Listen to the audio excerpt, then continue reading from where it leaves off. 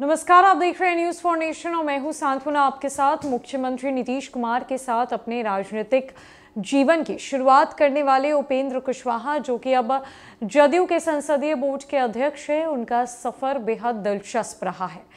बात उपेंद्र कुशवाहा के राजनीतिक सफर की जाए तो एक वक्त था जब वो नीतीश कुमार के बेहद करीबी हुआ करते थे, लेकिन एक वक्त ऐसा भी आया जब नीतीश कुमार ने उन्हें पार्टी से बाहर का रास्ता दिखा दिया।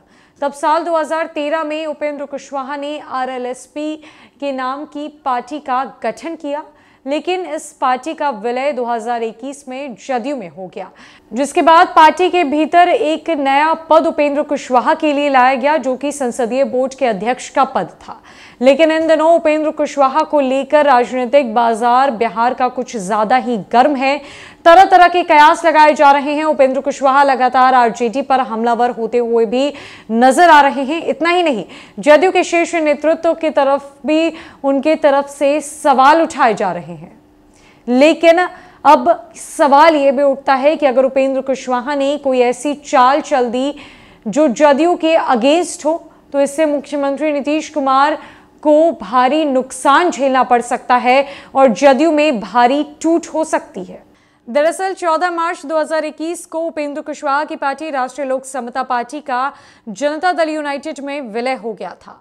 इस विलय के साथ ही जदयू नेता और मुख्यमंत्री नीतीश कुमार के सामने उपेंद्र कुशवाहा और पार्टी के अन्य नेता जदयू में शामिल हो गए थे। हालांकि उपेंद्र कुशवाहा की पार्टी का विलय जदयू में हो चुका था, लेकिन इसके पेच तब फंसा जब राष्ट्रीय लोक समता पार्टी के अरुण कुशवाहा ने पार्टी पर दावा करते हुए चुनाव आयोग को पत्र लिखा। सूत्र बताते हैं कि जनता दल यूनाइटेड में विलय के साथ ही उपेंद्र कुशवाहा ने इसकी जानकारी चुनाव आयोग को दे दी थी, लेकिन अरुण कुशवाहा की दावेदारी के बाद चुनाव आयोग में राष्ट्रीय लोक समता पार्टी की दावेदारी को लेकर विवाद अब भी जारी है। सूत्र बताते हैं कि अरुण कुशवाहा नामक जिस शख्स ने पार्टी को लेकर दावेदारी की है, उसका कहना है कि उपेंद्र कुशवाहा राष्ट्रीय लोक समता पार्टी का विलय किसी दूसरे पार्टी में कराने का हक नहीं रखते हैं। सूत्रों से मिली जानकारी के अनुसार यह मामला अभी भी चुनाव आयोग के पास लंबित है। लिहाजा अगर देखा जाए तो टेक्निकल तौर पर राष्ट्रीय लोक समता पार्टी का जनता दल यूनाइटेड में विलय का मामला फंस सकता है। उपेंद्र कुशवाहा आरएलएसपी को जिंदा कर फिर से अलग राजनीति की शुरुआत कर पाएंगे क्या? जनता दल यूनाइटेड संसदीय बोर्ड के अध्यक्ष उपेंद्र कुशवाहा फिलहाल दिल्ली एम्स में रूटीन चेकअप करवा रहे हैं। इधर पटना में जदयू की ओर से कई पोस्टर लगाए जा रहे हैं, जिसमें नीतीश कुमार समेत तमाम बड़े नेताओं के फोटो तो मौजूद है, लेकिन उपेंद्र कुशवाहा की तस्वीर गायब है। कुछ दिन पहले भी उपेंद्र कुशवाहा को उप मुख्यमंत्री बनाए जाने को लेकर मुख्यमंत्री नीतीश कुमार से सवाल पूछा गया था, तब उन्होंने इस सवाल को हंसकर टाल दिया था। गौरतलब है कि जब महागठबंधन की सरकार का गठन किया गया, तब ये प्रबल संभावना जताई जा रही थी कि उपेंद्र कुशवाहा को मंत्रिमंडल में शामिल किया जाएगा, लेकिन ऐसा कुछ भी नहीं हुआ। लिहाजा उपेंद्र कुशवाहा एक बार फिर जदयू के भीतर संभवतः असहज महसूस करने लगे थे।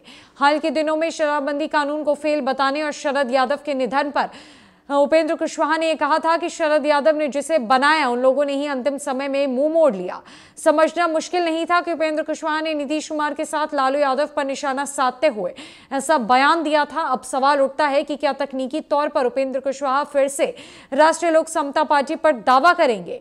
क्या उपेंद्र कुशवाहा आरएलएसपी को फिर से खड़ा कर नीतीश के खिलाफ राजनीति की शुरुआत करेंगे? इस पर उन्होंने बात करने से मना कर दिया है। यानी कि आरएलएसपी राष्ट्रीय लोक समता पार्टी अभी भी जिंदा है और उसके विलय का मामला अभी भी चुनाव आयोग में लंबित चल रहा है। उपेंद्र कुशवाहा की नाराजगी इन दिनों साफ जग जाहिर होती हुई नजर आ रही है और जदयू नेताओं की तरफ से जो पोस्टर लगाए जा रहे हैं, उसमें से भी उपेंद्र कुशवाहा गायब है, जो कई बड़े संकेत दे रहे हैं।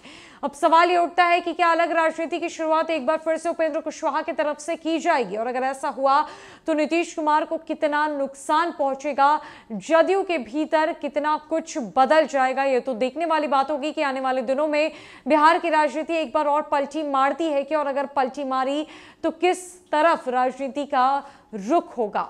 फिलहाल के लिए इस खबर में इतना ही। नमस्कार।